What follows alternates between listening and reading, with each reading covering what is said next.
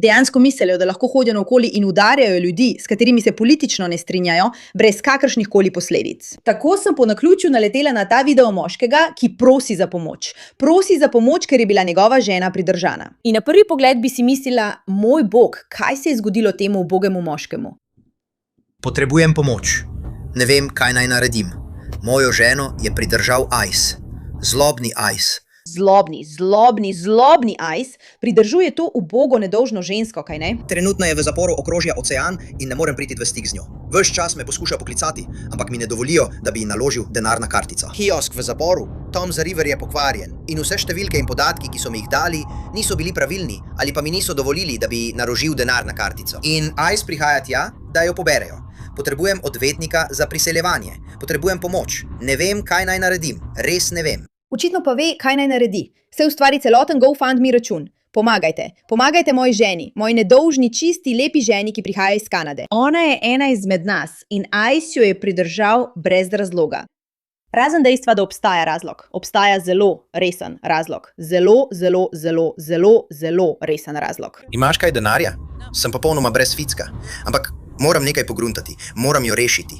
Ljubim jo. Potrebujem pomoč, potrebujem, da ugotoviš, ne vem, to se je pravkar zgodilo. Potrebujem pomoč, potrebujem svojo ženo, nočem, da bi se ji kaj zgodilo, nočem videti, da bi bila prizadeta.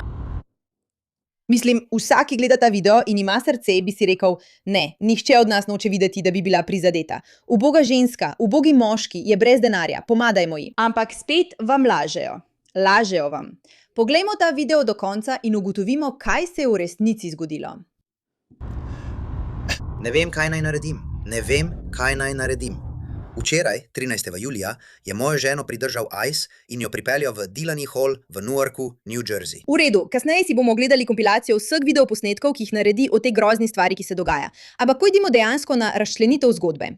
Torej, to je ta ženska. Njeno ime je Caitlin Tracy in je kriminalka, ilegalna tujka iz Kanade, ki je obtožena lahkega napada, zanemarjanja otroka, prikrivanja kaznivega dejanja in nadlegovalne komunikacije. Domnevno je udarila najstnico, ki je na sprehajališču na plaži med vikendom za 4. julij nosila spominke v podporo Trumpu. Aretirala jo je plažna policija, ki je omogočila nadzorovano predajo v pridržanje ICE, kjer bo ostala do zaključka postopkov glede njenega priseljevanja. V Združene države je vstopila 14. aprila z vizumom, ki naj bi potekel 6. septembra. V nasprotju z zakoni naše države je ostala dlje, kot je bilo dovoljeno in ni zapustila države. Zelo preprosto. Ta ženska je prišla v Ameriko brez ustreznih pravnih postopkov in se odločila, da ji Trump ni dovolj všeč, zato lahko okoli hodi in klofuta mlada dekleta. In seveda, ves posnetek je bil ujet na kamero, ko so njena dejanja imela posledice in jo je policija pridržala zaradi nečesa tako neverjetno nezakonitega. Njen mož potem začne z velikim jamranjem, češ da je ICE najslabši, namesto da bi dejansko povedal, kaj naredila narobe. Zdaj vas ne bo presenetilo, kakšna ženska je ta oseba, ki misli, da lahko napade mlada dekleta, s katerimi se politično ne strinja. Poglejmo si posnetek za trenutek. Oprostite, sem članica.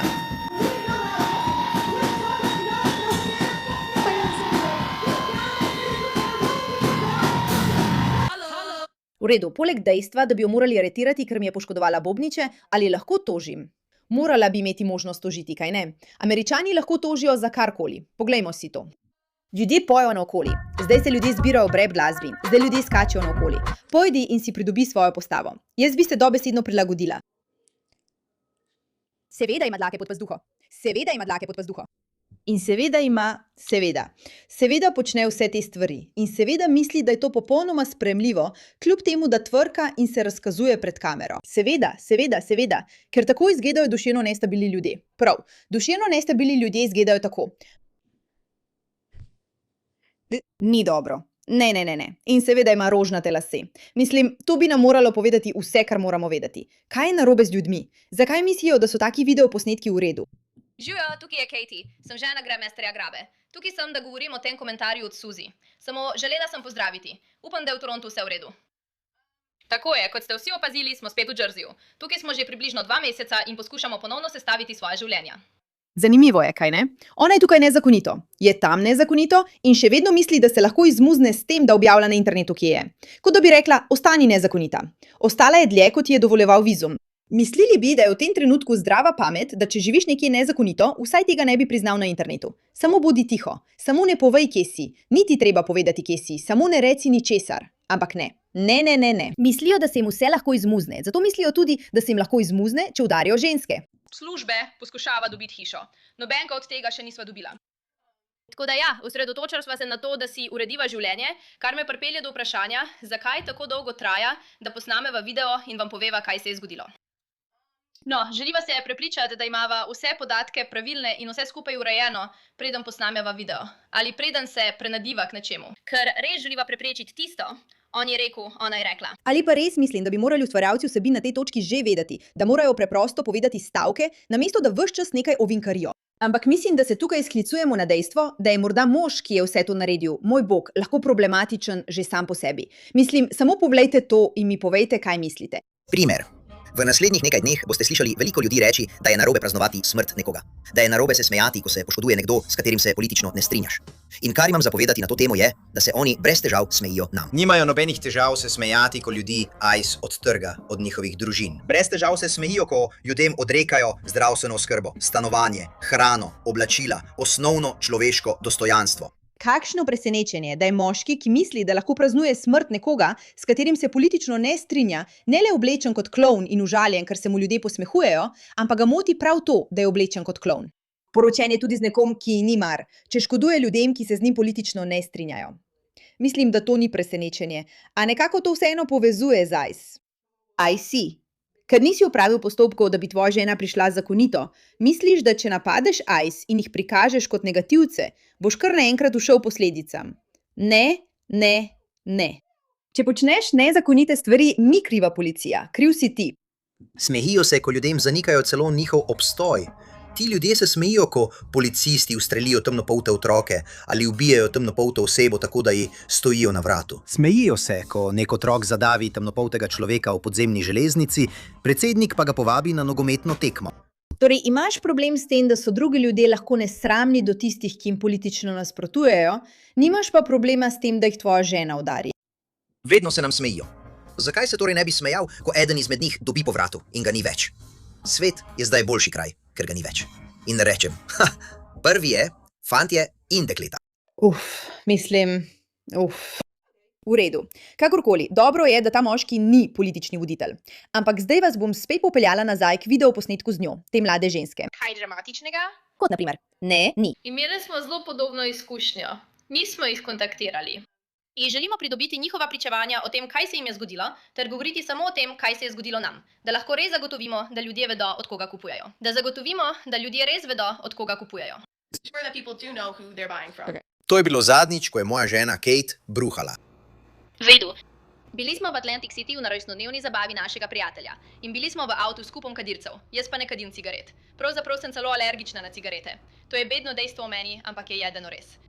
In v kazinoju sem se res pošteno napila zastonj in omedlela v sobi, kjer so vsi kadili cigarete, jaz pa o tem nisem preveč razmišljala. In naslednji dan mi je bilo tako slabo, potem pa sem čakala, vozili smo se naokrog z avtom, ampak bila sem čist za nič, slabo mi je bilo, ampak še nisem bruhala. Potem pa smo jedli mehiško hrano. Resnično nikogar ne briga. Ne, res nikogar ne briga. Presenečena sem, da razlog, zakaj ne prosijo vseh, naj jo spravijo iz ICE, ni ta, da je alergična na cigarete in da je to nevarno za njeno življenje. Mislim, a ni tako?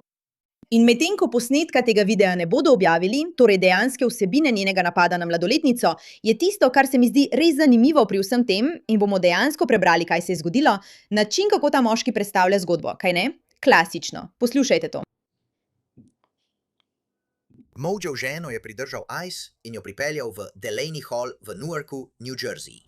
To je moj poskus, da stopim v stik s katerimkoli medijem, še posebej z lokalnimi v New Jerseyju, kot so News 12 New Jersey ali NJ.com ali katerikoli novinari ali poročevalci, ki so lokalni in želijo slišati našo zgodbo.